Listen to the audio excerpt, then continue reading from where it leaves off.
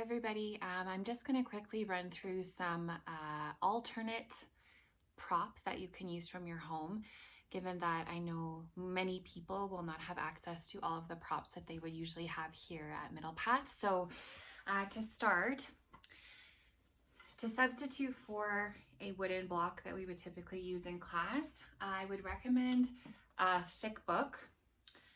Alternatively, also a stool. So we would use the book for poses where we would typically rest our head. So for example, just resting the book down and then allowing your head to fall on the book. Likewise, a stool, if we were going to be doing a supported back bend, you can use a stool instead by just placing the stool right underneath your hips. Next, we have the bolsters. Bolsters are a little bit harder to sub out just because of their unique shape. So for a long skinny bolster like this, my recommendation is to take a blanket and just roll the blanket up. And you might have to experiment with rolling it both vertically as well as horizontally. And typically we're going to use bolsters when we're running the bolster vertically down our spine or horizontally just underneath our scapula or on our lower back. Next, we all know that I love sandbags. So a typical sandbag that we would use in class, my suggestion is to grab a bag of beans or a bag of rice.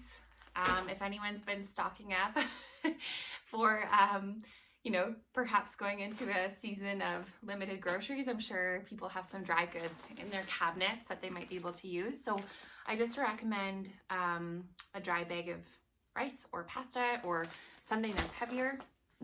And then finally, we use yoga straps as well. So typically we're using these if we're going into a pose where we're pulling our leg up towards us.